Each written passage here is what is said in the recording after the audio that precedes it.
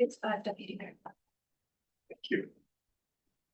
Good evening. I'd like to call the Peace River Town Council regular meeting of Monday, June 8th, 2026 to order at 5 p.m. At this time, I'd like to hand over the chair to Councillor Warren Ford. Thank you, Deputy Mayor. If there's no objections from council, we'll continue. So before we get shutting that thing off. So before we get moving on with the agenda, as we all know, Director Fisher has chosen to move on to different endeavors. So at this time, I'd just like to on behalf of Town Council and the Town of Peace River, I'd like to thank Director Pat Fisher for all of his work, and it will truly be missed. Thank you.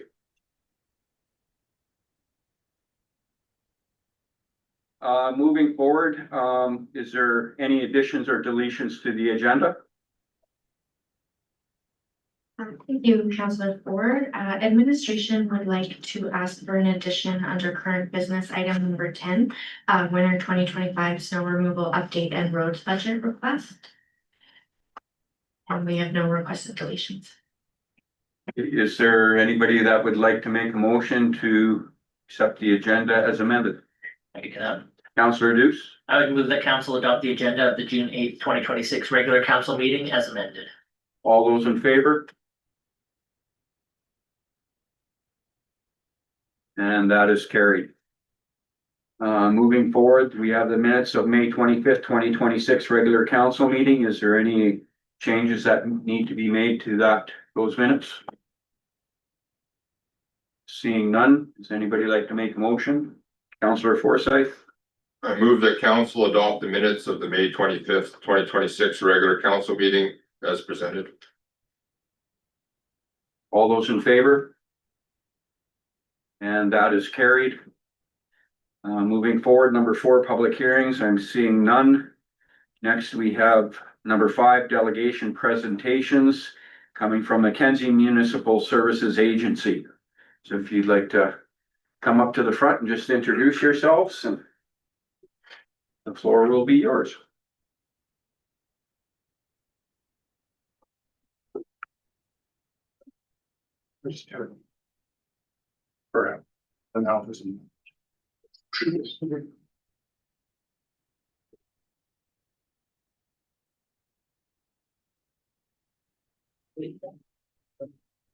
Good evening. Thank you for the invitation or for allowing us to present to council. My name is Donna Bashimsky. I am the mayor for the town of Falher. I'm also the chair for the MMSA, Mackenzie Municipal Services Agency. Good evening and thank you for this opportunity. My name is Brian Allen. I'm the executive director of MMSA, and probably most of you also know I'm the CAO for the MD of Peace. I've been for almost a year now. The model is that the MD of Peace contracts and services to the MMSA to act as executive director. In the past, they had some issues finding someone that wanted to move north and do that job. And it's been about 3.5 years now I've been doing this. Works well. Now that I'm in Berwyn at the MD office, I'm actually in the MMSA office every day for at least an hour and a half. So it's only like 2 minutes down the road sort of thing. So it provides proper coverage, we think, and it works well. So I do 2 duties. So I just thought, we thought we would give you a little bit of history if you're not familiar with MMSA. So upon dissolution of the Mackenzie Regional Planning Commission, the Mackenzie Municipal Services Agency was established in 1995 by 14 municipalities through an agreement sanctioned under the section 225B of the MGA, forming an intermunicipal services agency providing planning and related services on an intermunicipal basis. The agency also acts as a subdivision authority for its member municipalities as well as few non-members. The MMSA is a professional planning organization that guides the development of its member municipalities through the provision of innovative comprehensive and collaborative planning services based on a cooperative and cost-effective approach. Currently, we are 13 members. We have the Village of Berwyn, Nampa, towns of Falher, Grimshaw, High Prairie, Manning, Rainbow Lake, Spirit River, MDs of Peace, Fairview, Spirit River, Clear Hills County, and Northern Sunrise County. We have staff, there are 7, our executive director. We have a manager of planning, 2 planners, 2 GIS techs, and a manager of finance and admin. And we're currently looking for another planner right now in the hiring stage. So each member municipality that is part of MMSA has they appoint an elected official to sit on the board. Out of that board, there is an executive committee, which is 5 members. And so that executive committee, we establish the financials, we look after the personnel with the director, and look after the administrative functions. So we look after the budget, and then we present to the members as a whole at a meeting. We do have 3 meetings a year. The organizational meeting is usually in December. And when a new municipality does come on, it does take a motion of the board and consensus to majority consensus to have another member on. So after that, I will hand it over to Brian. I'll give you a little bit of more detail. And if you were curious, actually, the 14 original members of the planning commission itself were Berwyn Heights Creek, Nampa, Fairview, Grimshaw, High Level, Manning, Peace River, Rainbow Lake, the MD of East Peace, which is now Northern Sunrise, MD of Peace, MD of Fairview, MD of Clear Hills, and MD of Mackenzie. So there was some representative from High Level and Mackenzie as well on there.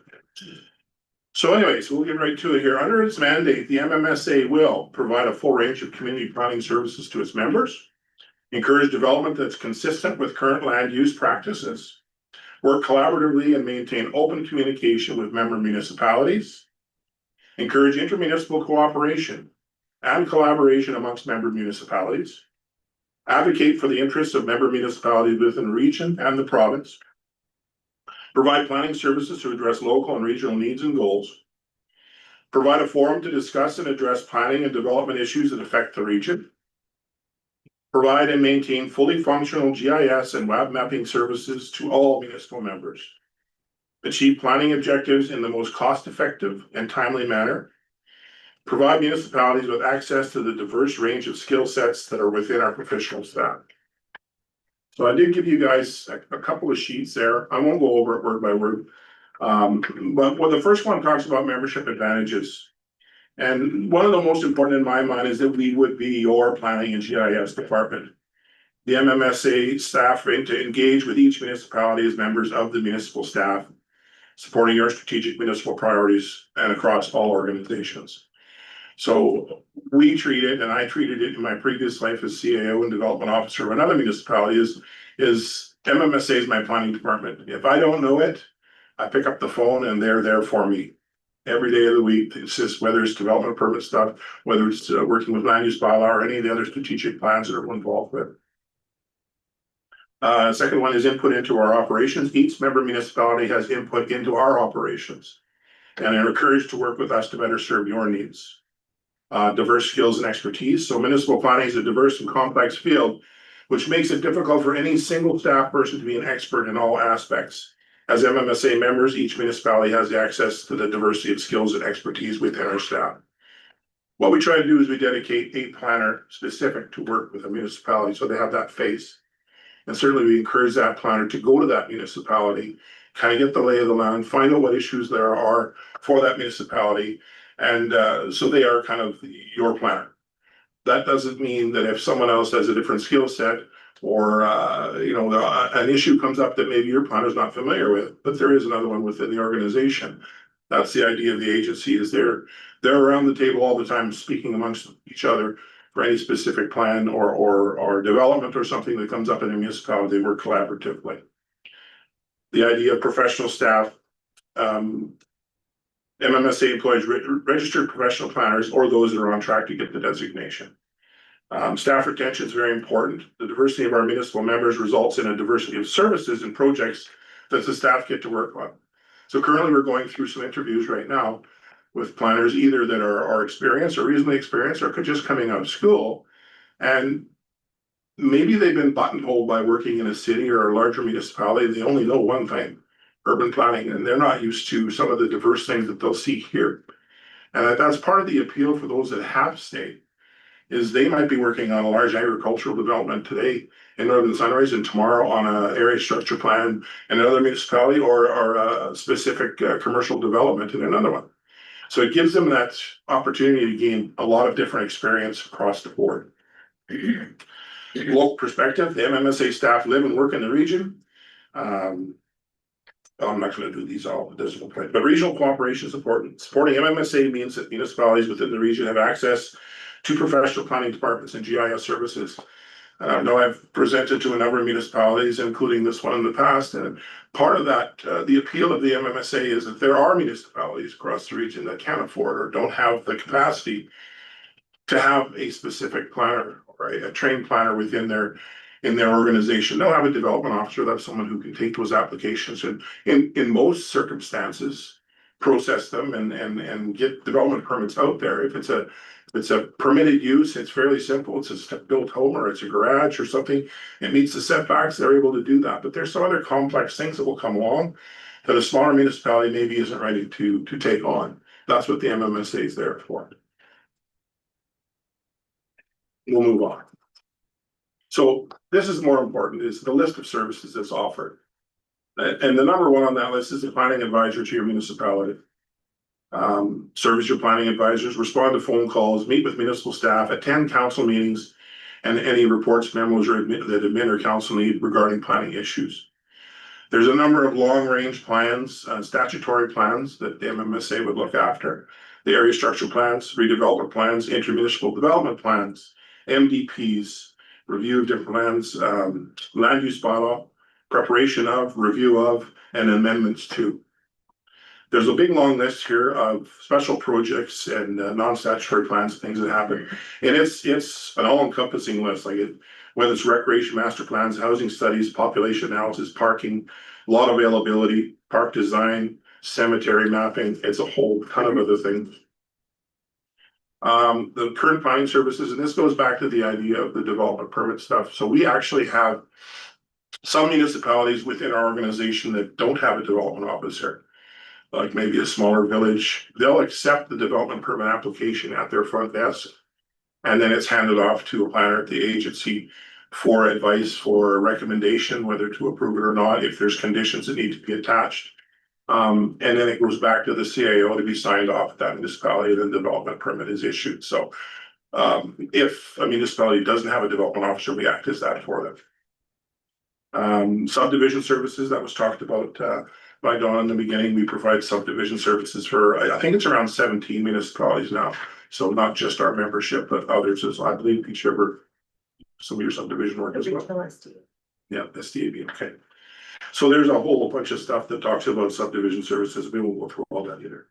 Compliance certificates is another one.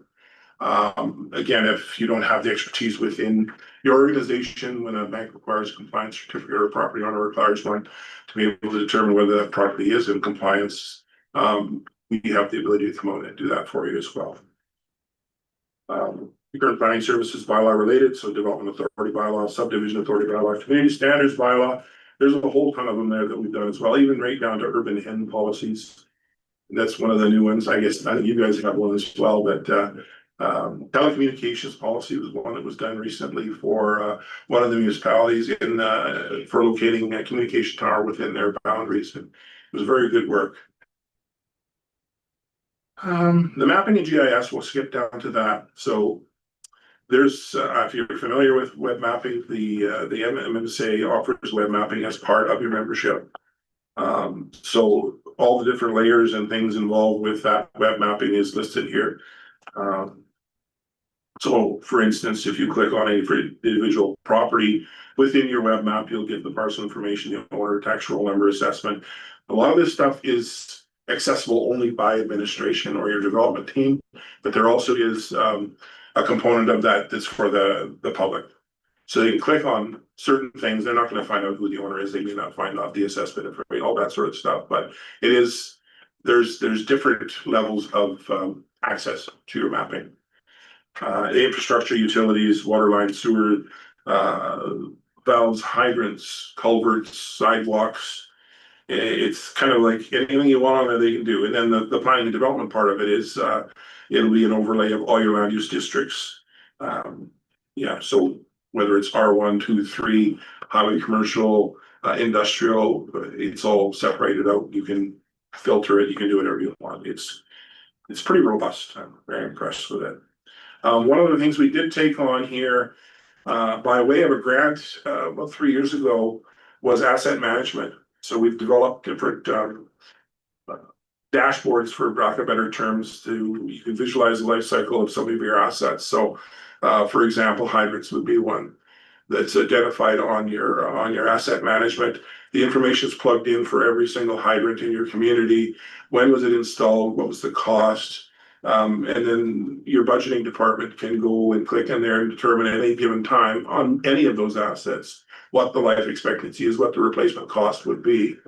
And it makes better use, I guess, of your dollars when you start talking about asset management and having a program in place for replacement of them. Instead of being surprised at one time that, oh man, we're in trouble here, we don't have a hydrant that works. Which is a little bit, yeah, it's not gonna happen, but anyways. So as part of that, there's also mobile apps made available as part of this program for Public Works. So in the field in real time, they can identify these things on a tablet or on their phone. If there's any sort of maintenance or construction done or replacement of or new ones, in real time, they can locate them on the map, and then it's plug and play, and it shows up on your map later. Again, this stuff's way above my pay grade. That's why I have GIS people. They're fantastic at what they do. And yeah, so you could create work orders for, let's say, that those hydrants to winterize them. And the CAO, the Public Works Director, whomever, they all have access to these work orders to see whether things have been done or not done and what the status of the project is to have these hydrants winterized ready for winters. And then there's a whole number of traditional maps that can be put together by the agency as well. Cemetery one is one that's been well subscribed as part of municipalities doing some remediation rather to their cemeteries, is GIS locating the graves and making sure that everything is, if there is a need to remove a headstone or to do some landscaping, that everything's put back exactly where it was before. Found that that's been very valuable. So I'll leave that part of it with you. I could never cover all the different services, and I'm hoping that I'll have some questions afterwards, or we have time for that, and maybe we get into a little deeper. So, what we have next? So this is, I guess, for those that are interested in that membership. When applying to become a member of the MMSA, the following will apply. The municipality will become a full member in order to obtain the services provided by MMSA. So we don't have partial membership, or I just want the mapping, or it's the idea is the economies of scale and the collaborative nature of the agency is that you're all in that. So the municipality will enter into a service contract for the term remaining in the current contract. The membership fee will be based on the current funding formula. The municipality will appoint one elected official to sit on the board and become a voting member of the agency. All of the rights and privileges extended to current funding members will be extended to new members. When reviewing an application from a municipality to become a member of MMSA, the agency member shall consider the following: financial implications, the ability of the organization to provide effective services. That goes right down to capacity. We had 5 different municipalities come head in the door today and say, hey, can we join?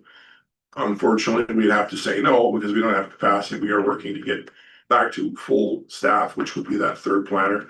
Will we require more members a month? Probably.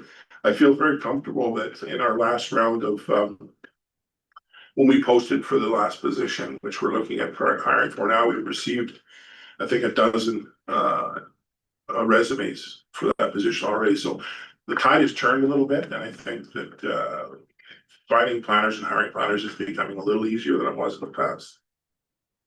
And the third one is the connection of the municipality to the region in terms of geography, economic, social, and political considerations. The approval of a new member municipality will require a simple majority vote of the current members, as was stated before. The new member municipality will be required to pay an annual membership fee as per the current funding formula. If the member joins within the contract year, the fee would be prorated for that year. And then if a new member decides to withdraw its membership from MMSA, it will not be entitled to any of the agency's assets. Dissolution is the only mechanism by which any of the members receive any funds back if they're already left.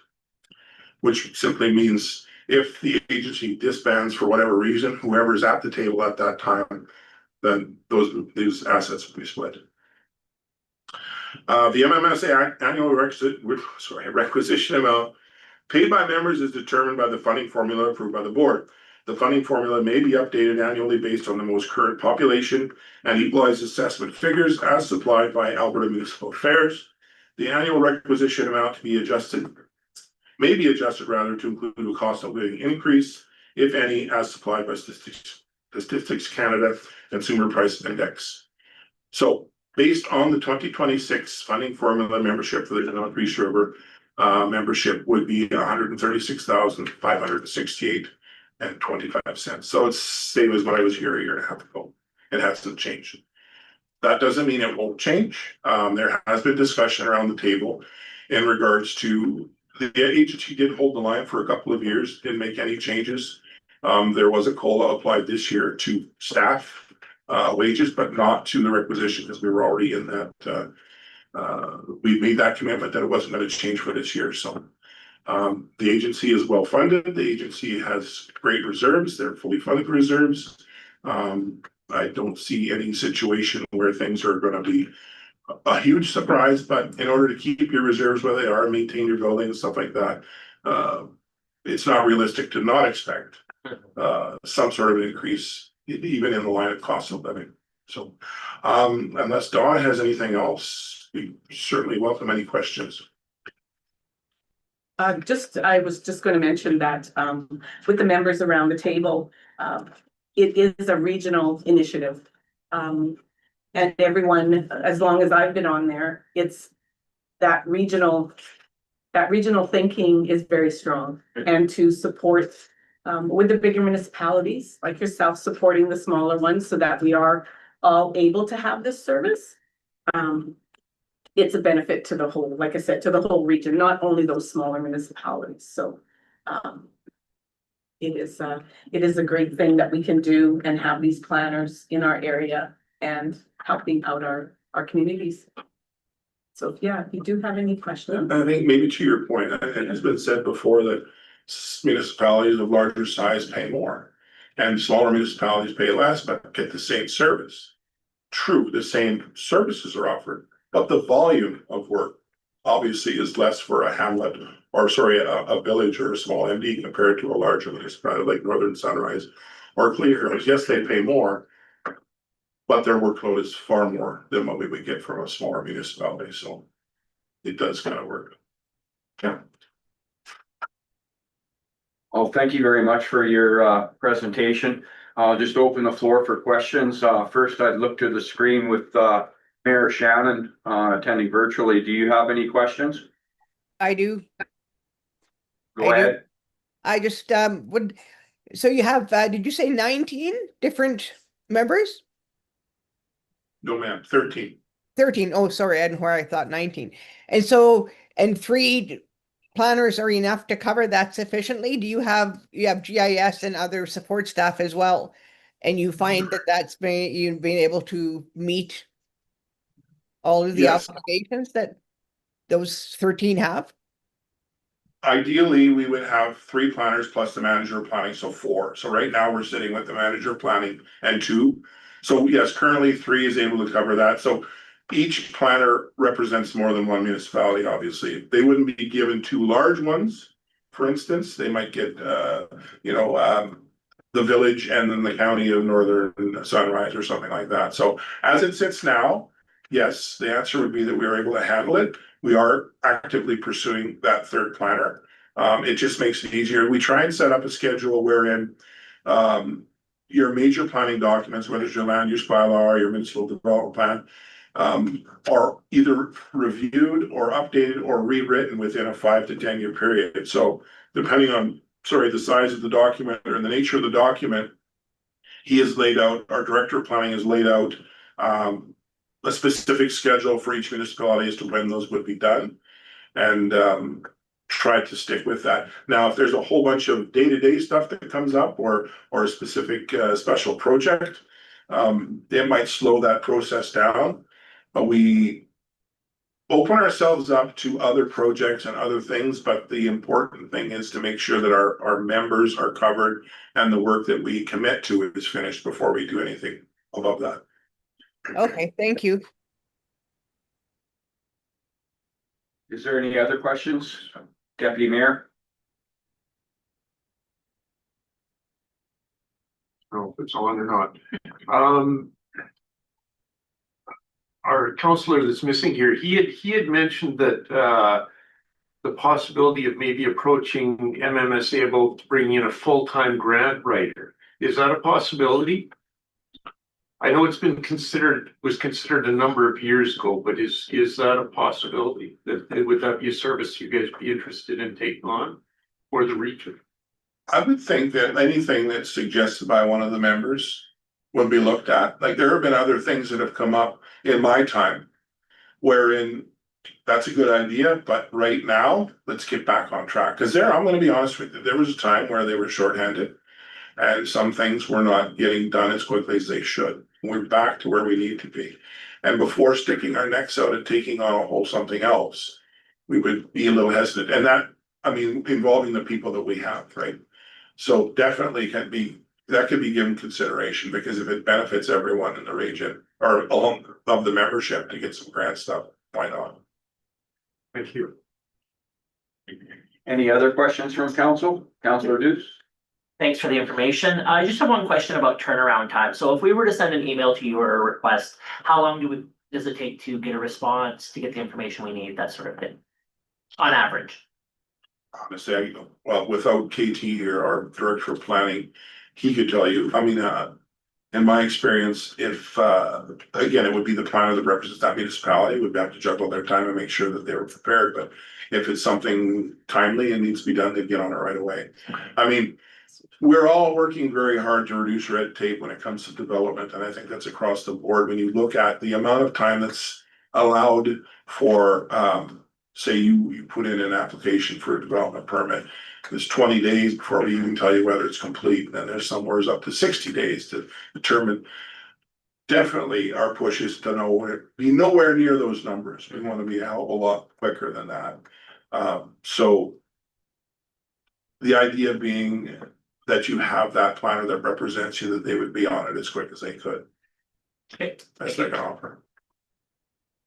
Any other questions from council? Councilor Forsyth?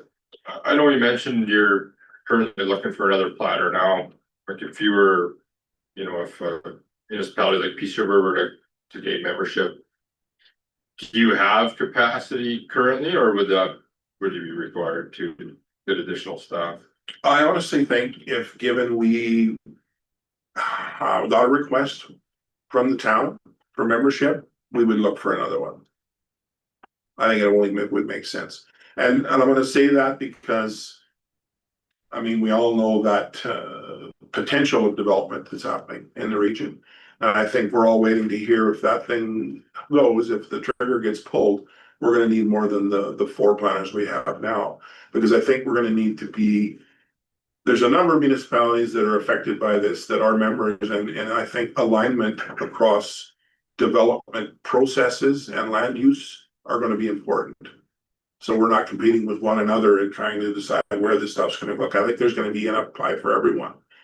But we wanna be there and we wanna be ready, and so municipalities have to have their area structure plans in place and ready where there's land to be developed, and let's go. I would expect, yes. So we get another planner here in the next couple of weeks or a month or whatever it takes to get someone, usually from the east. That would bring us back up to service our current, so we would probably go after another one for sure. That's on the board. And the board has had that discussion with, that potential infrastructure coming, that we probably will need more planners in the future, and So like you said, even with other services, there's always that discussion, can we do it? Well, right now, no, but with a full staff and more if we have it, then we always can add services. When it was a regional planning commission, that's a number of years ago. I'm not certain what the staffing levels were. I was not involved with municipal politics at the time. But our office certainly has capacity. There's a number of empty cubicles that, like, we could hire probably 3 more people easily and they would have space to work. It wouldn't be an issue. Thank you. Well, my question had to do with capacity, but apparently it was just asked, so that takes care of that. Councilor Erickson, do you have any questions? No, I would look forward to working with you. Any other questions from council? Mayor Shannon? No? Well, thank you very much for your presentation. Well, we appreciate the opportunity, and one last plug. I mean, you all know that I was involved with the town down the road and I'm with the MD now as a development officer in both occasions. And the thing that I would always go back to is the idea that as elected people, you're kind of hands off a little bit with a lot of these things, especially interaction with the agency and your planners and stuff like that. But was to talk to your administration and find out how much work's involved when it comes to these things, when a development permit application comes in, and you know, what value that is or the agency could bring. And we've been doing it for a number of years and we'll continue to do that. And we just renewed contract 1.5 years ago, and we were in a situation where we thought maybe 2 of them were going to waiver, but we're back to our full 13, and by all accounts, everyone's happy. So that speaks a lot to the work that our planners do. I can't take credit for any of that. They're very, very diligent, very good at what they do. Yeah. Thank you very much. Thank you. Thank you for your time. Thank you. Appreciate it. Okay, moving on the agenda, number 6, comments from the public, and I see we have 1 individual in the gallery. Any comments from Mr. Weeds? Nothing for me. Oh, nothing. Thought we were gonna get interested in there for a minute. Moving on, number 7, bylaw readings. I see we have none, no unfinished business. Moving on to item 9, current business, new town hall building discussion with Director Fisher.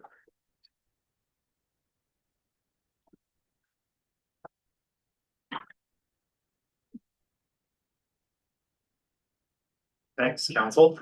So the last time we talked about the building, we were given direction as administration to kind of move forward with some design so we could nail down better pricing later when we're actually doing budgeting in the fall. And in order to move some pieces ahead on the design, we're looking for some direction with the building so that our designer knows kind of how to steer that design a little bit better so we can avoid some rework. And certainly I prepared a list of preliminary questions. That's not exhaustive. So if there are things, my mic is off, there are things that are missing. Oh, is that good? Are we good? It's not gonna explode. If there are things that are missing, if there are things that you want to talk about, we have an opportunity now to kind of get us pointed in a direction overall that makes more sense. So the first question I have is there was a comment about wanting the Chamber of Commerce in the building. This is a significant amount of rework to make something like that happen. So certainly I think that's sort of the big question, is if that's a thing that council wants us to pursue, we need to know now, because it does change sort of what the front entryway will look like, or the more public facing spaces, to bring in a third party organization, create that space. So, that's kind of the first question.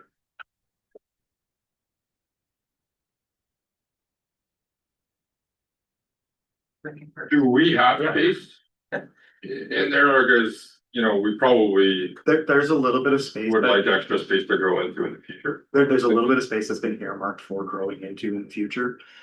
Or certainly like there are times where we might bring on temporary staff for like a certain larger projects or like if we're doing like an MVP update project, we might bring in another resource to help keep the planning conversation moving. Or if we are bringing in an intern into the organization, like a municipal planning intern, all of those things are valuable to keep some extra space for. But it would kind of kneecap our ability to grow in that space, right? My recommendation is it's not really a worthwhile endeavor, but if council felt really strongly that it needed to happen, now's kind of the time before we get down the road with the detailed design and then you decide that that's the thing that you want. That becomes a significant design. Any other questions? Ms. Parsons?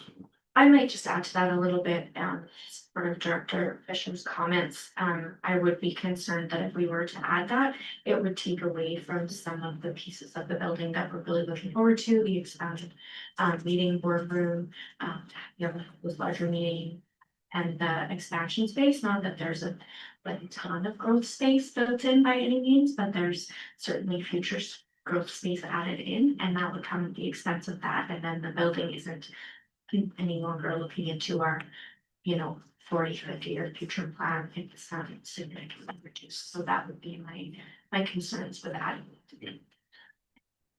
Deputy Mayor Carr? Not sure when we see it come on. I did a quick count of the washrooms. So we have 11 washrooms and 13 toilets. Not only is that, bathrooms are probably the most expensive part of this building. I'm just wondering why there's so many. Is it to fill space, or that just seems like an awful lot of bathrooms? I think on the administration side, there was an ask for some private bathrooms. There are three public facing bathrooms that would be converted to accessible bathrooms that aren't currently meeting that standard right now. And then some general public bathrooms that are already in place. So outside of I think there's 3 bathrooms that are being added to the building, all the other ones, and there's single stall bathrooms. All the other ones are existing. Yeah, it just seemed like an awful lot of bathrooms to me. And with the cost, I was just curious. It just seemed like a lot. So I was gonna move through the items one by one, Deputy Mayor Carr. So if you're comfortable with that, I think that is one of the 100%. items that you want to see us remove. Anything from the building, that would be an item that you can bring up there. But I think that the first thing we really need clarity on is the Chamber of Commerce. Mayor Shannon, are you able to hear all the comments online? Yes, I am. Okay, thank you. The only question I have when you were talking about the possibility of the chamber, by doing that, would we be pushing the costs up for the rental? I think so, because realistically, to do it, you would be creating a separate space within the building. So they would have an access, but they wouldn't have access to the administration parts of the building necessarily, right? So you would cordon that off. You might need to add an additional exit or an entrance right? So you would be talking like a separate entrance for that specific. It might be, but it would be separate from the administration spaces, right? So they would come into the building, they would have access to their spaces. They wouldn't have access to the areas where we have the CPO or our ICP or any of those things, right? So we would need to outfit that individually because it's a separate organization. It is not. Okay. Right?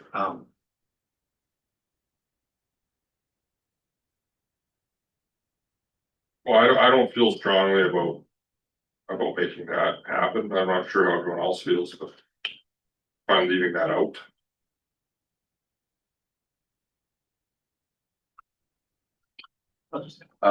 Councillor Deuce?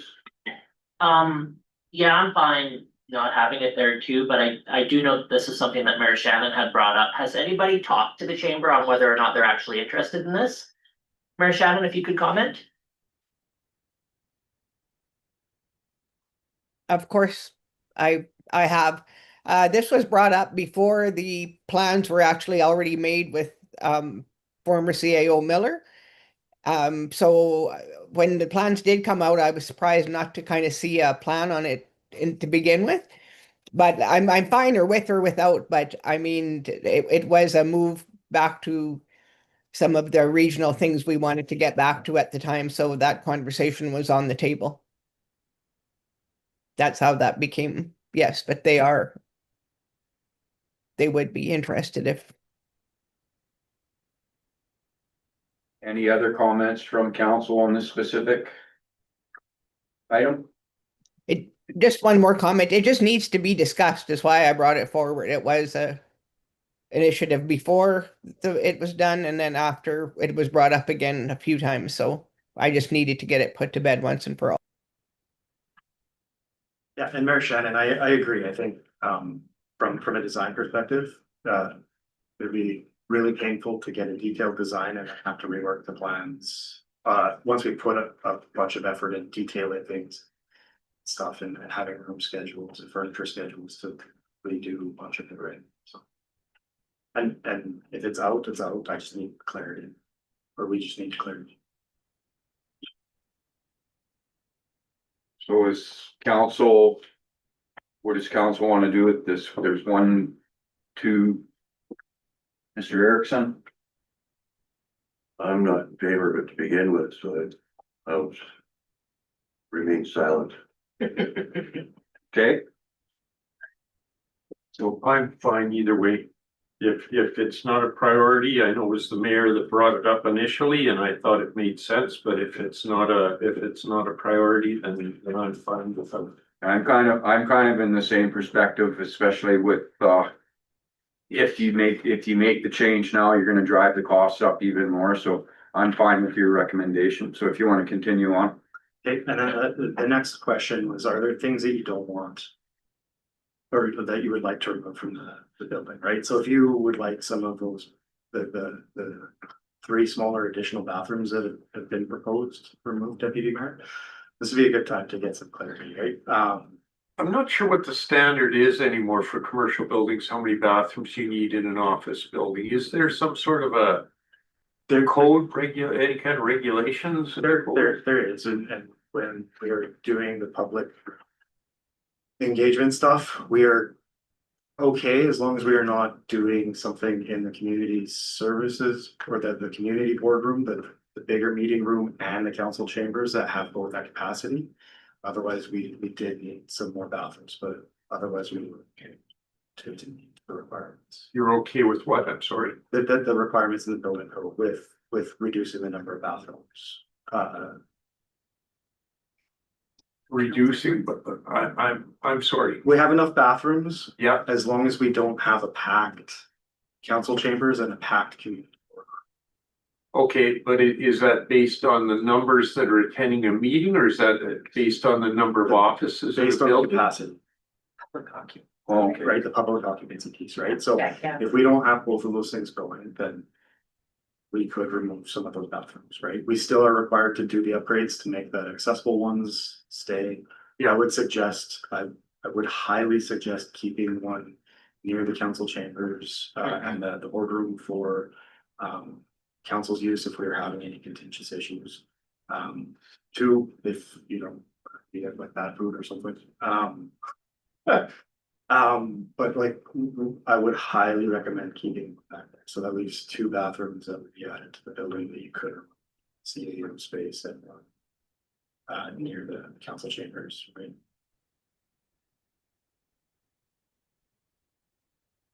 Ms. Parsons?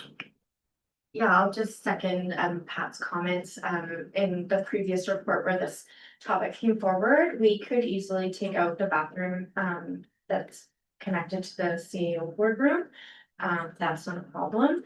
And we could also take out the 2 bathrooms that are connected to the staff lounge / council area connected to the chamber. Like Director Fisher said, we do see some significant benefit to council to having your own washroom that is a little bit segregated. You know, if there's a controversial issue going on or something, you need to use the washroom or take a break. You don't have to go to the public washrooms where that's happening. But we could, as Director Fisher said, cut that down to just simply being one washroom. And then it's just a mixed use washroom and there's not two, but that does cut down the number of washrooms if that's a concern. It just seemed a lot to me, and the cost of bathrooms, like for example, the one for the CAO. Off the CAO lounge, and I'm just picking that one out just simply because I did do some costing on it a while ago. That bathroom from begin to end is gonna cost us, if we jackhammer the cement and everything, probably close to $50,000 for one bathroom. Yeah, we didn't plan on jackhammering up the How are you gonna do your toilets? lift station. You're gonna use lift station ones. But there's still costs, right? Like. Oh, yes, and there's no breakdowns. Not ripping out the concrete floor. That was something that I was adamant we didn't really want to pursue as an administration. With Ms. Parsons' comments, what if those specific washrooms, the two and then the one off of the one office, if those were limited, what kind of cost savings are you looking at? Be like 20 grand, 30 grand. Sorry, 20 to 30 grand. 30,000 each No, or total? let's vote, like, I think we budgeted about 10 per bathroom. I think you might find it's a little higher than that, but that's okay. You guys would have run the numbers just like I did, so. Is it with those comments, and when you're going out for pricing, is it feasible to have a price with them in and a price with them out? What we would do is we would just price it as designed.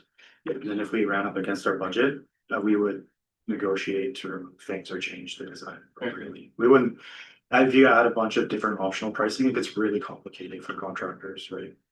So. Yeah, as far as council goes, like myself, I'm using a public washroom out here already. Like, to me, for myself, it doesn't bother me either way, so I'll just let comment council on it. Mayor Shannon? I'm good with whatever. And just to be clear, those two near the council chambers, it didn't show up out of a vacuum. They were direction from a previous council, right? So it's fine if you don't feel that way. I do think you do. Councillor Duke? I'm fine either way. I'm fine with the design as is.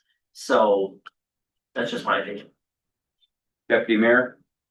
I'd like to see the two bathrooms moved from the council chambers. I think they're, for as often as we have a meeting, I don't really see the need for our own bathrooms personally. And then you add in the added cleaning and so on. I think it's an expense we don't need. Although I don't know what they'll do with the space. Councillor Forsyth? Yeah, I'm okay with the design as it is. The council bathrooms, I mean, even one private bathroom there that was more for use of anyone, I guess would be okay. I don't mind the idea of having private bathrooms, so I'm just fine with it. Deputy Mayor, you fine with one rather than two? Like I say, I'd like to see both removed, but that's fine. Whatever council decides, I'm fine with. I'm fine either way. Councillor Erickson? I'll be inclined to go with Councillor Parsons. Okay, so 1, 2, 3. So 4 as is, 2 say no, so. Go with I'd say one wouldn't hurt. That's what I would say, but I'm fine reducing it to one as well. And extra space, we'll probably turn it into like a storage room or something like that, right? You have enough information there? I think I can inform that. Is there anything else that you guys would like to see removed from the plans? Anything else from council? You want added or deleted? I don't think so.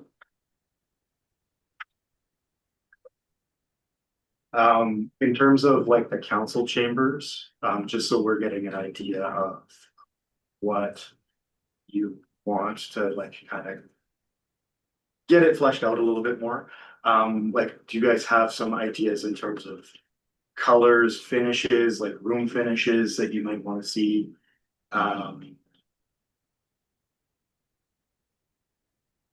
anything like that. I myself won't probably get into that, but I can comment to council that I was in here during our flood situation, and this place was tore apart and refinished with paperwork all over the walls rather than pictures, so the Emergency Operations Center does need its own space. That is a guarantee. The amount of people that were in here, I talked to some of the workers and at some points, it was not that crowded. Other points, it was very crowded, especially when you had over 20 or 30 people in here. But do you design a space in for emergencies as rarely as you have emergencies? Well, you have to have one. And we have one in this drawing already. Yeah, there's one in the drawing, so it Yeah. would be a dedicated space. I think that would be the same space. Is that not the same space as our CPOs would be operating out of, or is it a different room or? No, it's kind of upstairs right now. Our CPOs wanted to be on the main level of the building, so it was easier to get in and out. But it is a space that we could set up and have everything that we would need kind of adjacent, including additional like smaller meeting rooms and stuff, so that we can get some of the side conversations that happen when the Yeah. is acting. So that room can be used as, if it's not being used as an EOC, it can be used as a meeting room for anything. We would use it for training, Okay. for sure.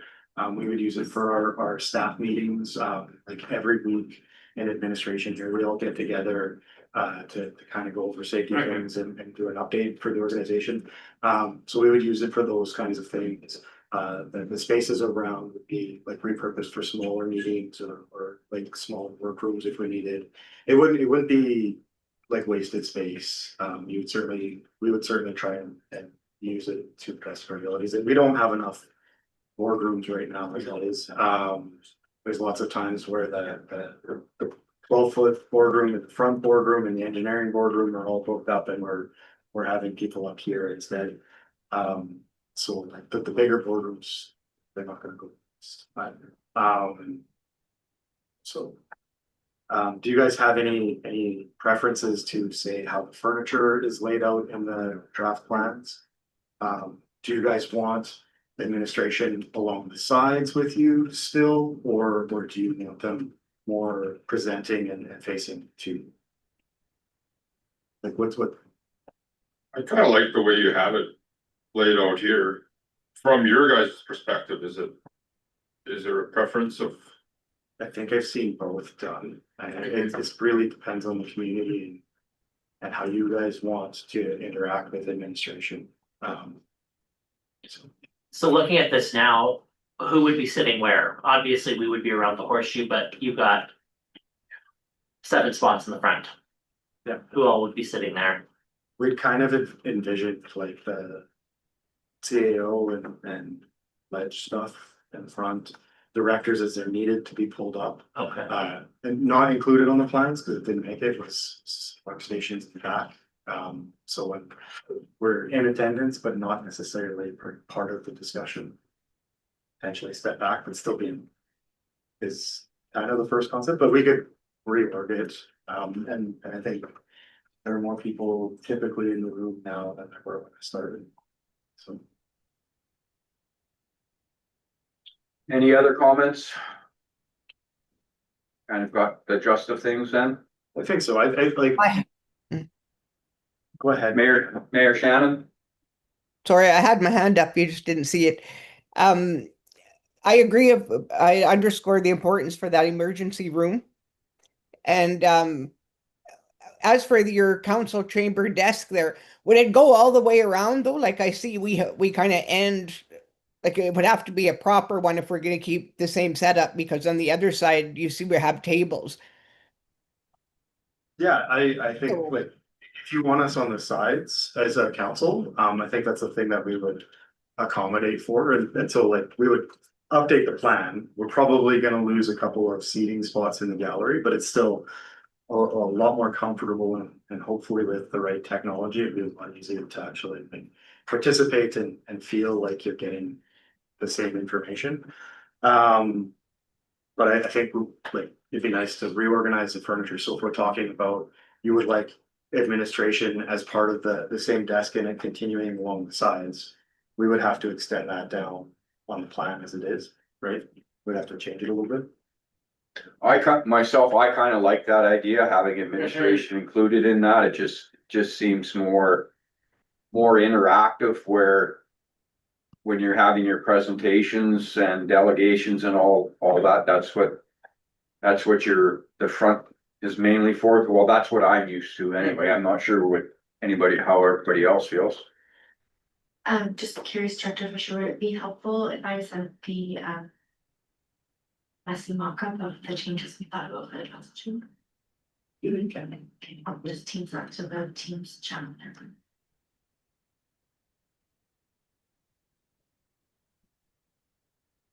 I forgot one. That's the paper exercise we did. What's coming up? Are coloring on top of the. The administration had some suggestions for moving around the furniture in the council chamber, and we did a little cutout design with the tables and chairs. And took a picture of it, so Pat will just share that so we can kind of see it, an alternate design.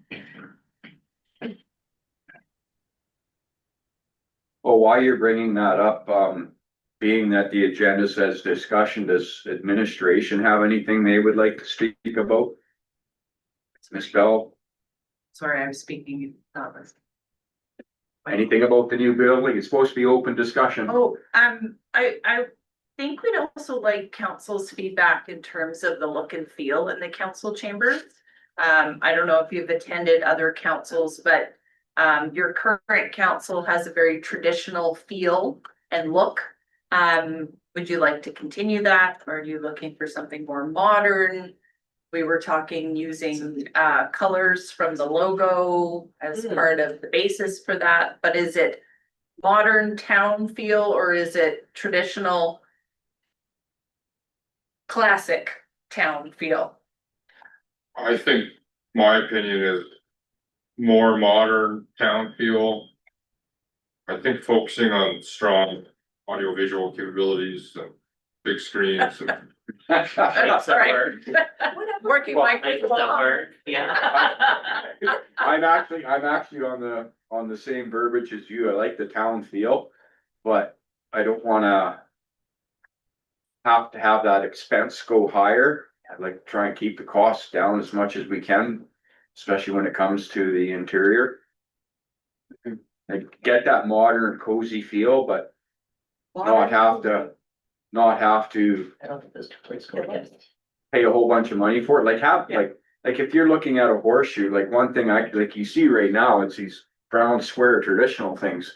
Well, what if you had the town logo going all the way around it or something like that, that river design? Kind of town cozy. I'm thinking more of like modern, lighter Yeah. colored. Yeah. That sort of thing. Yeah. That would be my thoughts, but I like that design. Yeah, and Yeah. so the idea was on the sides here, we would have like some modular workstations, so we could extend it, like if we didn't have all the directors present for whatever reason. Make it a little bit smaller if we needed more people, we could expand it out a little bit. And then these working stations at the back would be like if, you know, really part of the discussion, it's nice to have us around. So it'd be just kind of sitting up a little bit so we can see over anybody sitting in the gallery. Then if there were questions, we're still in the room, but we can still work on our other stuff without distracting everybody. So that was kind of something I think we were playing around with. And if you like that, we can take this. The one trade-off with the move like this is the gallery does have a little bit less seating. Right? So we go from 3 rows of seating down to Not like we get a whole bunch in the gallery anyway, but. Any other feedback from administration? It's your opportunity. We get our chance. Yeah. I think what will probably happen is the design will get moved a little bit further along. They might even do like a mock-up of what the space looks like and then bring it back to you guys and say, ooh, no, we don't like that color, or we do, or you know what, this should be this kind of finish instead. And I think it's really important to make sure that that feels right for you guys, because it does really affect how you guys interact in this room, how the public feels welcome.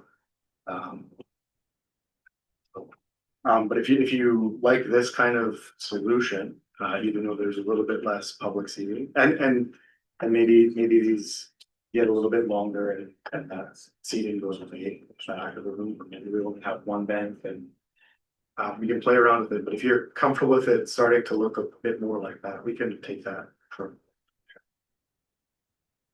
Yeah, I think I like that personally.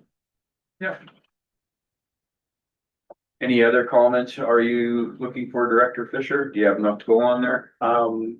There's an office set up for council near the council chambers. So if you wanted to meet with a member of the public, you could use that space. I don't have the drawing. But is the layout and the size kind of appropriate? Do you need any kind of special provisions in there? Do you actually need a filing cabinet? Do you want a little bit more seating area? Are you meeting with like a group, or are you planning to meet with just like one-on-one residents? And the idea was that you didn't have to necessarily be in a public space or take them to your personal residence or place of business to meet with them. You would have a space in the administration office that council could have maybe a more sensitive conversation about residents, but still happen. So that was kind of the idea. If there's any feedback on that, then that would be a good time. If we gotta make it a little bit bigger, if you need more seating in there, if you want it less formal, more formal.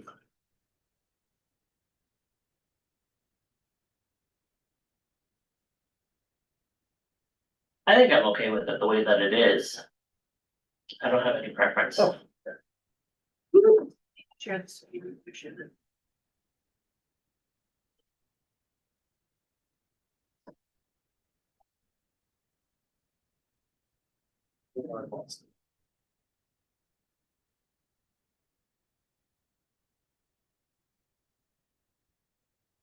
So just that space, if it needs to be made a little bit bigger, like I said, we can do that if we need to add more seating or anything.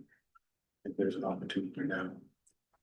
I can't see there ever being more than 4 people in there. And we have a larger one right to the right there if we needed more room. I would say that would be appropriate. Yeah, that's a fair statement, Mayor Shannon.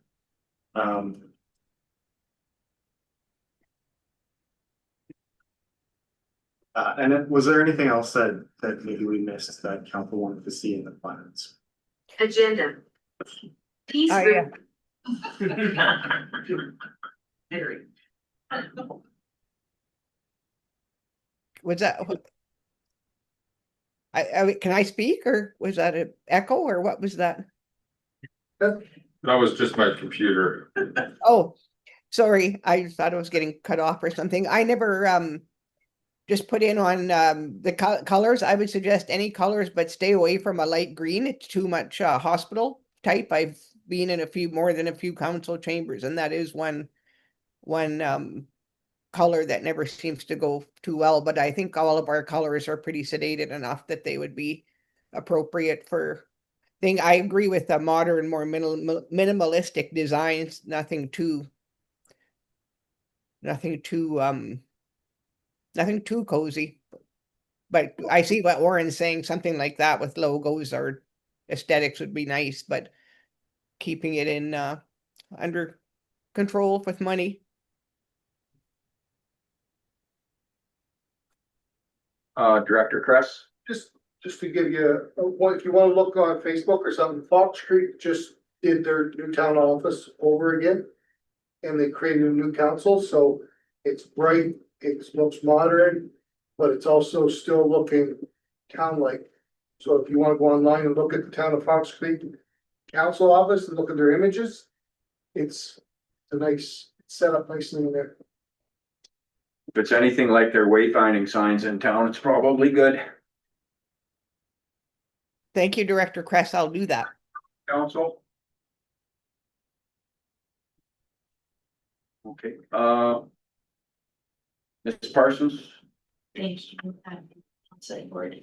So just to summarize, so we brought this conversation forward again to council so that we can, administration is able to proceed to a detailed design with the contractor. And going to detailed design will allow us to get better projected costing numbers for council to consider during the 2027 budget deliberations should we choose to move forward with this project. So that's why this conversation was coming forward at this time. And if council wanted to consider a motion that might be something like council direct administration to proceed with the detailed design for the new town hall project based on discussions during this meeting, I think that would be sufficient to move this along. Director Fisher. Yeah, I think so. And I think we've got like the big things that they might, like I said, they might take it further down the road. And come back with a mock-up and like show you like a rendering of what that space would look like. So I think that would really, it's hard to see it in black and white and 2D when you see a rendering, it actually really starts to come to life. Well, if there are any more comments? No more comments, If but I there's would no be more prepared to comments, make a if you'd motion. like to make that motion, go Yeah. ahead. I would make that motion if, CEO Parsons would like to reread it. Yes, thank you. Move that council direct administration to proceed with detailed design for the new town hall project based on the discussions during this meeting. Thank you, so moved. Any other questions? All in favor? Opposed? And that motion is carried. Moving on, current business number 2, wastewater treatment plant clarifier repair upgrade financial with Mr. Fisher again. I promised that I would bring back information and I hadn't yet. So this was for the clarifier repair that occurred in 2025. So it sort of happened in a couple of phases and it really started in 2021 when the clarifier at the wastewater treatment plant failed. So for some background information, there's an aerial of the wastewater treatment plant in the report. The round tank is the clarifier, and so what it does is it allows the solids from the wastewater treatment process to settle out, and they're either removed from the process or recirculated back to basically keep the bacteria that we use for treatment in the process. And so in 2021, it basically corroded and the mechanism that collects the sludge fell apart and caused some damage to the upper mechanism. And so we got a grant from the province to do some emergency repairs and to do some upgrades on the tank itself to give us a better solution. We were awarded a grant for a project of about 1.8 million, 0.8 and about 700,000 of that would be covered from the province under their Alberta Municipal Water and Wastewater Partnership Program. We're just in the process as administration of doing up the final reporting and submitting that to the province to get our money. So we have all the information to share. So the work that for the failure in 2021, the clarifier was serviced until October 2022. And at that time, we've done a number of repairs on the tank bottom mechanism had to be rebuilt. They rebuilt the drive at the top. And there was a little asterisk on it that said, this is probably going to fail again, just on the drive piece itself. In late 2024, the gearbox failed catastrophically during the cold weather spell. What we think happened was related to sort of the lubrication on the gear getting too cold, not enough lubrication on it, and it sheared the gearbox. So we did a temporary fix in February 2025 to get it back into service in a hurry. And then basically made a plan to replace the top end, because the bottom end had been rebuilt, so replace the top end of the clarifier. And we did that work in September, October of 2025. The first phase, where it was out for a really long time, was about $1 million of fee. The second phase, the really quick emergency repair, was $425,000. And then the third phase, which was, we basically cut off the top of the clarifier drive and put a new one on, was $415,000. So 1.8 and a bit of change there. Of that total, $715,000 will be covered from the grant program, so we'll be submitting final paperwork. And this is just for your information, because I said I would bring that feedback. They didn't. Any questions for Director Fisher? Councillor Forsyth? I think when we did the tour, you mentioned a future upgrade of adding a second clarifier. Is that still Yes. in books for the future? Yeah, the design team is getting started. They're working on organizing a geotechnical investigation for the design work and nailing down the design criteria, which includes some growth projections for the community. That work is funded from a separate grant. So we have another amount from the Alberta Municipal Water and Wastewater Partnership for about $9 million. We've estimated in the initial application, we did about 25 million to complete that.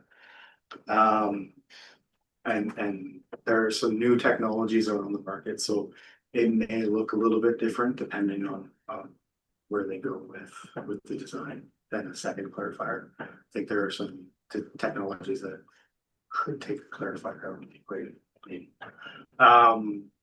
So yeah, that's a separate project that is in our capital plan for sort of the next couple of years.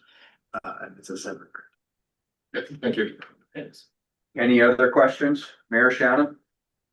No, Okay, moving on. In the agenda, number 3, highway. Pardon me? You have to get the motion first. Oh, we're not gonna do the motions all at the end if it's for information, or we can do them one at a time. Anybody like to make a motion on that? On the clarifier, Councillor Forsyth? I move that council accept the wastewater treatment plant clarifier repair financial update for information. All in favor? aye. That is carried. Okay, moving on to number 3, Highway 743, Government of Alberta Collaboration Opportunity Update with Director Fisher. Yeah, this one was just for following up on, council made a decision to support $450,000 increase to the overlay program for this year to support a partnership. The province did their tendering exercise for the work that was identified. So that's 78th Street, kind of down to the Y, 80th Street up to the highway, and a portion on Chasseur near the townhouses, 99th Street, so 99th Street. And so I had guessed that it would be a budget of $450 for that. And we're pretty much right on there. The number I think is 430 something from the province. So there's a little bit there in case there's some surprises, and there usually is. Work has already started along Highway 743. It's been a really busy corridor. If you haven't been up on the West Hill recently, and that'll kind of continue through July in town here. There's utility work, culverts being replaced. They're working on the concrete medians to expand the turning lane as you head westbound of the hill. And we're currently trying to negotiate with TED for some other adjacent areas. So the service road to the north, near the Dairy Queen, because they've got lots of work going on in that area. And down 80th Street to, I think it's 106th Ave, where it goes into the Saddleback in the south end. Trying to capture those two pieces with the contract. There's not a lot of utilities anyway. But it's really dependent on the contractors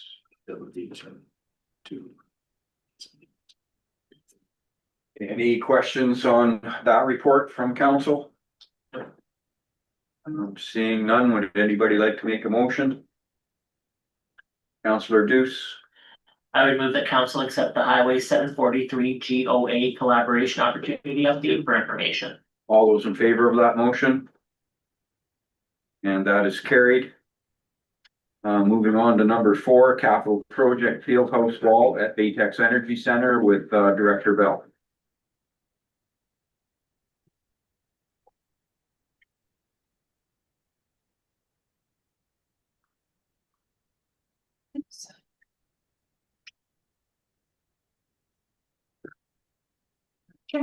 Um, good evening, council. Before you this evening, I bring forth a report in regards to a capital project at the Baytex Energy Center, specifically the Fieldhouse Wall project. This 2026 capital project was anticipated to provide us with addressing of a concern and issue that we're having at the facility. Right now, we're having a lot of conflicting uses and behaviors between user groups on either side of the existing railing. It's a very open concept that is unfortunately not assisting us, if not probably doing the opposite of assisting, if not hindering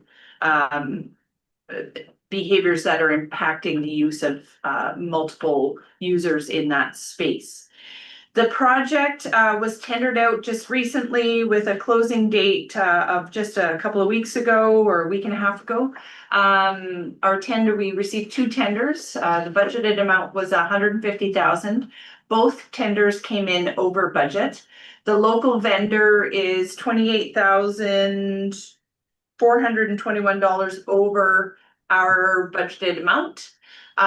So we are requesting council consider increasing the project budget by $30,000, which allows the administration to proceed with the project and provides a very small, I'm sorry, there's a bit of a squeak happening here. Very small contingency in the event that something during installation occurs.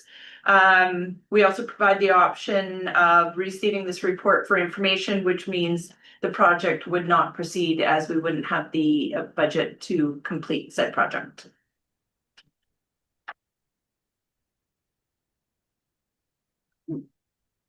Any questions? Councillor Forsyth. I know it states like operational concerns. Can you elaborate on that? Like, is there safety concerns or? Yes, Just, so we've had, unfortunately, over the last 6 years that we've been open, so 2019. Well, during COVID timeframe, we were closed. Once we were able to reopen, so probably the last 3 to 4 years. We've had consistent problems with users of the ice side of the facility utilizing the change room hallway and the field house track and into courts when they were unauthorized to do so. So for example, I have a number of documented situations by user groups on the courts that had groups of kids running into the middle of their court time, falling against the curtains, knocking people off of benches that were sitting on the other side in the courts, playing hockey on the tracks, throwing ball during track use when we have seniors and other users walking the track. It's been unfortunately endless number of issues, and we've spoken with our user groups every time and asked for their participation to assist us with managing the issue.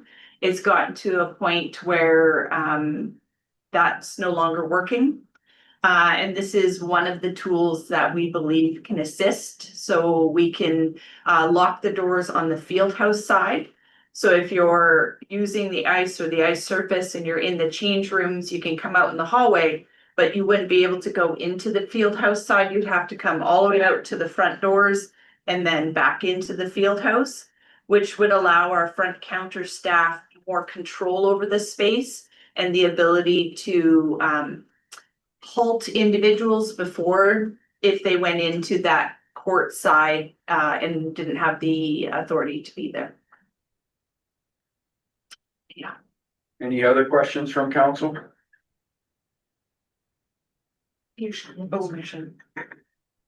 Mayor Shannon? Oh, I didn't see her. I saw that. Now I see the little yellow hand in the corner. No, I actually, Jeff just asked my question. I knew it was an escalating problem. I didn't know a little bit of the details surrounding it though. So thank you very much for clarifying, Director Bell. Well, One question that I have is in the report, it says administration has identified a preferred local vendor. Being that that's already identified, and this is where I'm not experienced, but does administration have the opportunity to go back to that local vendor and negotiate that price? we could, but their offering for another option was higher. So there's not necessarily an ability to negotiate lower based on the specs that we've requested. Yeah. Any other questions from council? Anybody prepared to make a motion? Council or Deputy Mayor Carr? Oh, so Mr. Erickson, you had a question? No, I was gonna make a motion. Oh, go ahead. Go ahead. Mr. Erickson, Move that council approve an increase of $30,000 to the Fieldhouse Wall capital budget be funded from the tax supported capital reserve. all those in favor of that motion? Aye. Opposed? And that motion is carried. Thank you. Moving forward, number 5, FCSS grants to groups update with Director Bell. Thank you. I'm not sure I actually have brought this forward to council in the past. And unfortunately, Councillor Babalola is not here this evening and he's your council representative on the Community Services Board. But with the approach of making sure that council is acknowledged and recognized for its contributions to the community. This is a program that is funded through the town's budget through the FCSS program. So I thought it'd be a good opportunity with new members of council to inform you of one of the programs and services that is offered through the FCSS program. It is a provincially supported project. There's a grant that we received from the province, which the town also contributes, in addition to multiple municipalities that contribute through their ICF agreements. We offer a program called the FCSS Grants to Groups. It is a grant program that is very different than the council grants to organizations. This grant program is specifically targeted at helping organizations in your community. They must be providing prevention services or programs or initiatives. It cannot be intervention, it must be prevention services. It must meet the qualifications and requirements under the Provincial FCSS Act and Regulation. And we have a very specific framework that is used for the grant applications and our evaluation process. It's rather robust. And the Community Services Board has been delegated authority for that decision-making within their Community Services Board bylaw. So they make those decisions on your behalf. The 4 organizations, we did receive 5 applications. One application did not go forward to the Community Services Board for review as it did not meet the prevention requirements. It was actually a recreational request, so it was didn't even make it through that first initial review by administration, and they were informed of that decision. 4 other applications were received. One from Peace Regional Outreach Campus for youth support services through their youth support counselor. The Resource Center for Suicide Prevention out of Grimshaw. They provide services in Peace River and surrounding region. They provide mental health literacy, suicide prevention programming and supports. Sagatow Friendship Society for their ground level youth center only. They provide programming, life skills, employment readiness, healthy relationships, cultural programming and supports. And North Peace Society for the prevention of domestic violence. They have programming for healthy families, health communication, identifying unhealthy situations, how to react to them, and manage conflict and repair harm. So we lay out, actually, each organization requested the same amount of 15,000, which is the maximum amount by our program guidelines. Their awards, though, were based on our evaluation process, with Outreach Campus receiving 12,000, 7,500 to both Sagatow Friendship Society and the Resource Center for Suicide Prevention, and 13,000 to North Peace Society for prevention of domestic violence. So, yeah, just wanted to bring this forward so council was made aware of another service that we provided. Deputy Mayor Carr. The ground level youth center that Sagatow has here, that used to be in the building that burnt up by Bumper.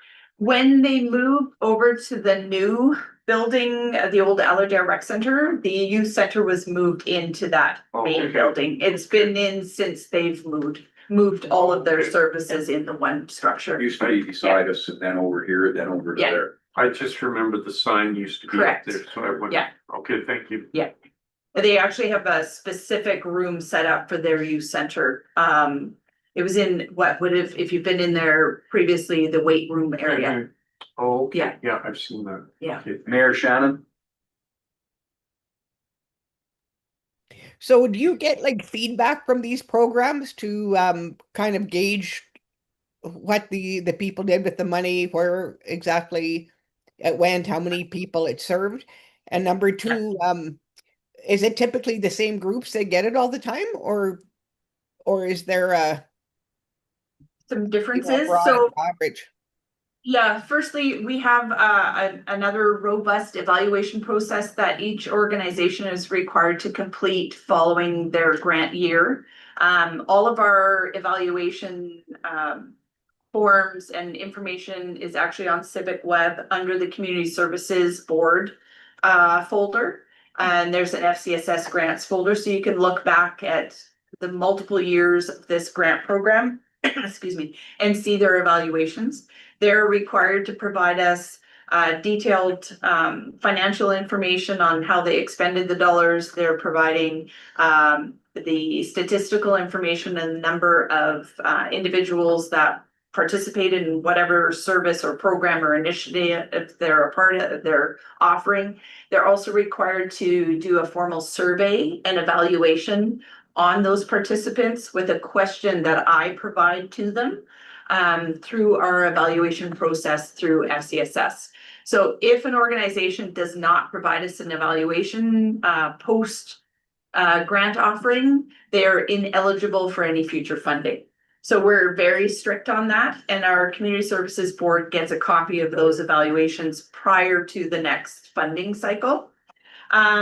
We have some regular organizations that apply. Ground Level Youth Center and Outreach Campus have been fairly consistent over the last 7 to 10 years. But we've also received applications from various other organizations, Vision Learning Center, Pride Society.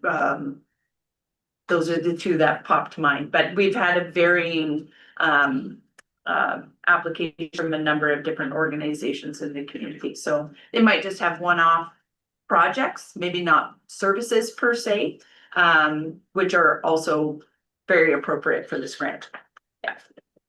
Okay, thank you. You're welcome. Any other questions from council? Nope. Seeing none, Mayor Shannon, your opportunity. Would you like to make a motion? Sure. Just give me 1 sec.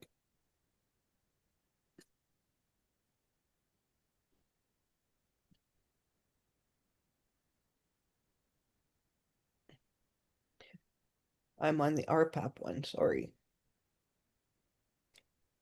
I move that council accept the FCS grants to groups update for information. Any questions? All those in favor of the motion? And that is carried. Moving on to number 6, Town of Peace River Council attendance at the 2026 RPAP conference with Ms. Parsons. Thank you, Councilor Ford. So as you are all aware, the town of Peace River, along with our regional partner healthcare attraction committees and the regional organizations that make up those committees, applied to RPAP to have the town of Peace River and area host the 2026 biennial conference, and we were successful in that bid. And so the conference will be here October 6 to 8. Probably see a lot of communications coming out about that recently, and they're nailing down the program, which is also available online if you wanted to check out what's upcoming. I think there's a couple things to release, but it's mostly done. And so this is a really exciting opportunity for our region, bringing in attendees from across the province, some really great presenters coming to town to do their presentations. And so it was encouraged that if you are able to attend the conference and show our regional support for that and to assist council in doing so, it was recommended, or we're recommending that you be allowed to attend the conference outside of your discretionary budgets, simply because this is kind of a special one-off opportunity that doesn't come around very often, and then it doesn't take away from your ability to attend other conferences that you might find align with your committees or other educational opportunities that you were hoping to do this year. We don't anticipate that this would negatively impact the budget simply because not all of council will expend their individual discretionary budgets. And there are other events that we budget for all of council to attend that does not always see that happening. For example, the Alberta Municipalities Conference. While we hope everyone can attend, not everyone can always attend. So we don't anticipate that it would too negatively affect the budget. And so just looking if council is supportive of that for a motion to allow members of council looking to attend to be able to do so outside of their discretionary budgets. And we won't have any, of course, travel expenses if it's a local conference. Happy to take any questions. Can you, Mr. Edmondson? can you remind me what days those are gonna be? Yes, sorry, it's October 6th to the 8th. Any other questions from council? I'd just like to make a comment that this is one of the first that we've held here in some time for a larger, interprovincial organization like that. So I would really like to see a great attendance as we welcome another group to town. Mayor Shannon, just so that you're aware, as per your request yesterday to texting me, I did register and my holidays at work were approved, so I will be attending. Any other questions from council? Seeing none, would anybody care to make a motion? Councillor Forsyth? Move that council authorize registration for this event to be funded separate from councilors' individual discretionary budgets. Approve up to 2.5 additional per diem days for those members of council wishing to attend this event. Any questions? Seeing none, all those in favor? And that is carried. Moving on to number 7, Economic Development Committee Board Member Appointment with Ms. Parsons.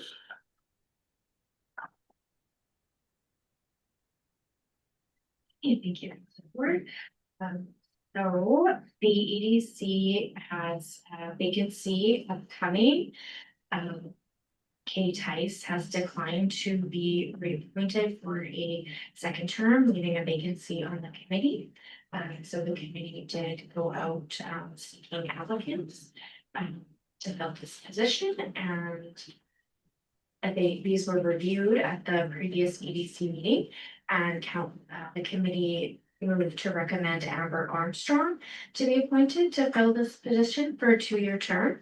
And so for the bylaw, we're just seeking confirmation from council to appoint Amber Armstrong to the ABC committee for the 2-year term. Any questions from council? I'm seeing none. Deputy Mayor Carr, I move the council appoint Amber Armstrong to the Town of Peace River Economic Development Committee for a 2-year term from June 8th, 2026 to June 7th, 2028. all those in favor of the motion? And that is carried. Moving on to number 8, Peace Region Economic Development Alliance, PREDA, membership with Ms. Parsons. Thank you. Yeah. So this is coming about, we've been, a few years ago, sorry. We rejoined the Peace Regional Economic Development Alliance. We had previously been a member and then left, and then we sought reappointment to this alliance. And so it's been 2 years now that we've been a part of this and had a member of council appointed to the board. And so we were just seeking council's feedback if they're feeling that they are getting the value and what they were hoping to achieve out of joining this alliance. Or if they felt that the membership funds would be better put towards our own economic and regional development initiatives outside of PREDA. It costs us about $12,500 a year for our membership with PREDA and NTAB. NTAB is the Northern Transportation Alliance Bureau. It's a subcommittee of PREDA. And so currently they are seeking members to put forward names for positions on the board, if that was something that council wanted to choose. But we thought first it would be incumbent on council to assess how they feel they're getting, or sorry, if they feel they're getting what they were hoping to out of this, joining with this, and if not, to pull their membership, if they are, to continue and perhaps consider joining the board. And so we were just looking to gain that feedback from council. Thank you. I know we have a few council members that are very involved with economic development. So Councillor Deuce or Deputy Mayor Carr or Mayor Shannon, do you have any comments on this? Mayor Shannon? I hadn't realized it was that large of a amount of money that this was costing us. So I would like to see us put that money towards our own economic development budget, or on an upcoming initiative, maybe with Northern Sunrise County or a smaller scale, is where I'd like to see that go. I thought about it a lot, and I personally think that we should actually put the money into our own economic development, especially regarding all the incoming development we might be getting. That would be my take, and was the one who sits on that board. Councillor Erickson? I agree with Mayor Shannon. Councillor Deuce? Yeah, I agree with Mayor Shannon as well. I haven't seen a whole lot come out of PREDA in the time that we've been on it, so I would like to see that redirected to our own economic development department too. Deputy Mayor Carr? Was it always this much money when we first signed up? Was it this much money? I don't remember it being that high as well. Yes, it was. It does include the membership fee that also to be a part of that NTAB. So I believe they're That's maybe why we don't remember it being that high. Yeah, a little bit extra. And I'm sorry, I forgot to mention in my thing, which was that the other part that's impacting this is that the government of Alberta made the decision to defund all REDAs within the province. So the province is made up of several different REDAs depending where you are. Not all regions have one, but a lot do. And they did make that determination to cease funding them. So that this is the last year of funding, and so it would be expected that the PRETA membership costs will likely go up in order to recoup that funding to allow them to continue operating. I don't think any decisions have been officially made by the group, but it would be reasonable to assume that some adjustment would need to be made in order to make up that funding not coming in. Mr. Fisher? Yeah, just want to confirm that the 12,500 is what was approved with the regional. Wow, 2 years ago. Counselor, For years. Counselor Forsyth? Yeah, I don't have a strong opinion on this, but I'll just go with, kind of what the other councilors are saying. But if we're not seeing the benefit from it, I support, removing our membership. Okay, would anybody like to make a motion? Ms. Parsons? I could provide a proposed motion that council direct administration to withdraw the town's membership from the Peace Regional Economic Development Alliance with thanks to the board for their collaboration over the past 2 years. Counselor Erickson? Willing to take that motion? Okay, did everybody hear the motion? Okay, all those in favor of Counselor Erickson's motion? And that is carried. Moving on to number 9, not even gonna try and pronounce this one, but the data center project. And that is with Ms. Parsons again. I'm right there with you. I'm not gonna try and pronounce that either. Probably butcher it. This was put on very quickly by myself. It was something that administration received on June 2nd. A notice from IAC that this data center project is moving forward. And they are seeking statements of intent from impacted individuals or corporations about the project. And so we have until June 24th to file a statement of intent to participate with the Alberta Utilities Commission review of this project. If we don't submit a statement of intent to participate, it is likely we will not receive updates from the AUC regarding this project. And so I just thought we should bring this forward to council as a discussion topic. And potentially, if council would like us to commit resources to do a little bit of research to determine what kind of statement of intent the town would want to put forward with respect to this project and return a proposed statement of intent to council on June 22nd for your consideration, which would be in alignment with the deadline to submit on the 24th. So I don't really have a lot of suggestions of what that would look like. I would want to work with our Department of Infrastructure and Development, talking about FDP, what kind of impacts we might want to look at, and just do a little bit of research that way. But I thought before we committed those resources, we could have that discussion here. Deputy Mayor Carr? Could you include in that report? I'm very low tech. I don't really understand the data center, like what exactly it is, and all we've heard so far, most people at the one in Grand Prairie is positives about it, and there have to be negatives. I heard one today that they're saying if the data center in Grand Prairie goes ahead, it's going to be one of the hottest spots, and not development wise, like actual giving off heat in all of Canada or all of North America, they were saying. And I'm wondering, is this a good thing? Like, should we be supporting this in our area? Like, I don't know enough about them, and it just seems to be all positives, and there can't be all positives to everything. So before we give a letter of support, maybe we should have a little more understanding of how it's negatively going to impact us as well as the positive. And sorry, I might have caused a little bit of confusion there. This wouldn't be a letter of support. It would be a statement of intent.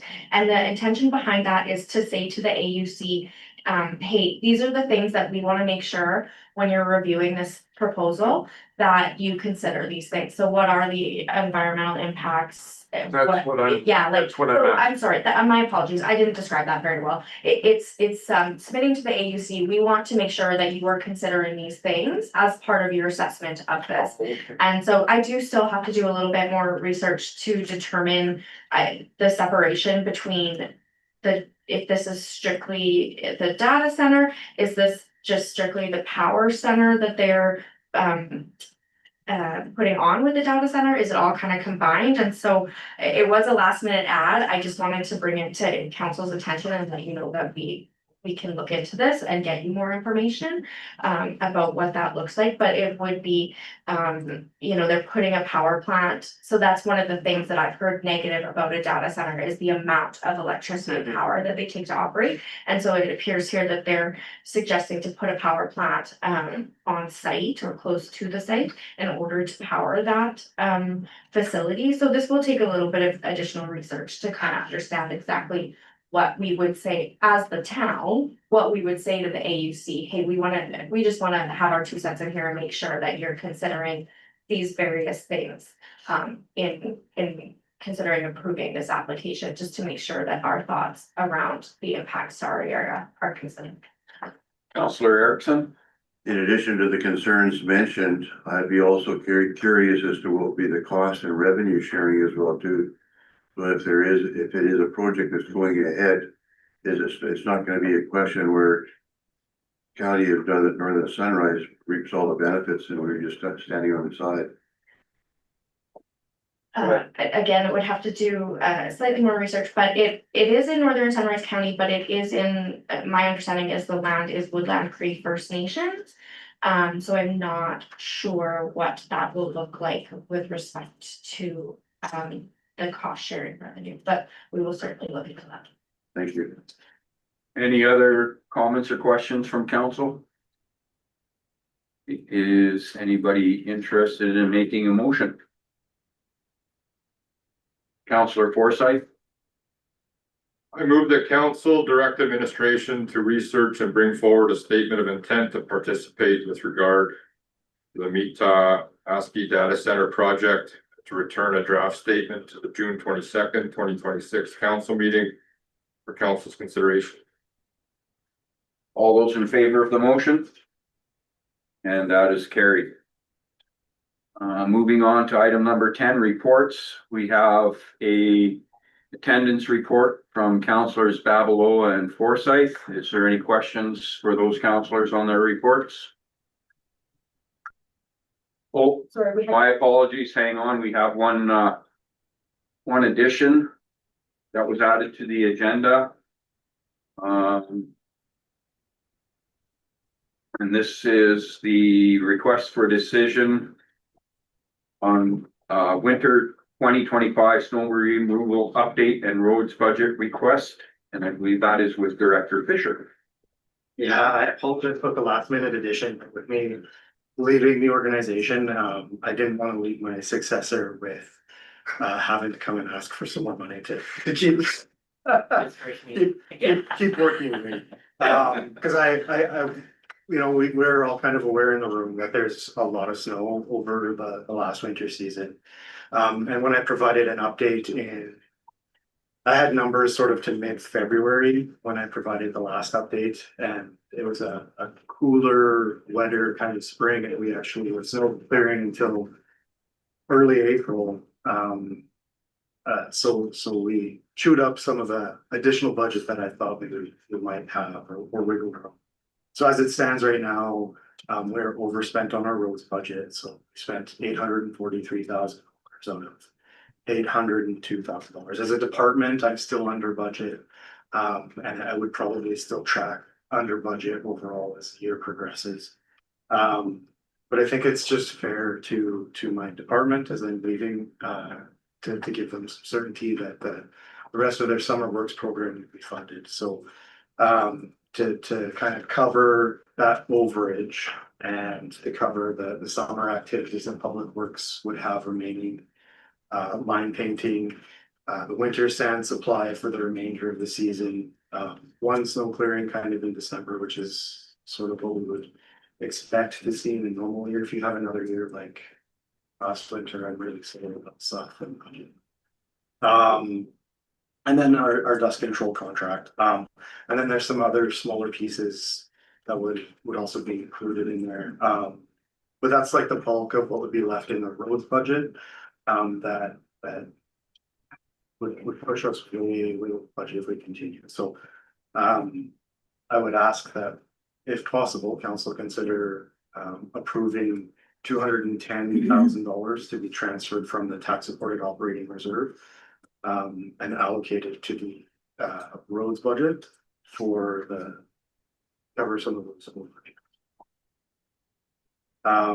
At the end of the day, that would be a reduction in the reserve, which I think is sitting around 1.6 million currently for the tax supported operating reserve. I left the number over there.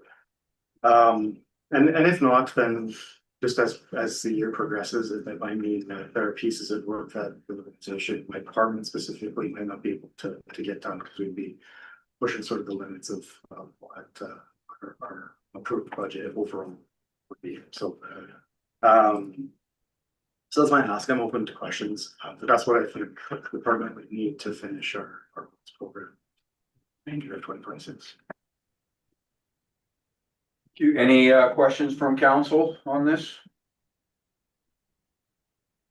Seeing none, is anybody prepared to make a motion? Councillor Erickson? I move that council approve a transfer of $210,000 from the tax supported operating reserve to the 2026 roads operating budget due to the added budget pressures resulting from significant snowfall events that occurred in the winter of 2025-26.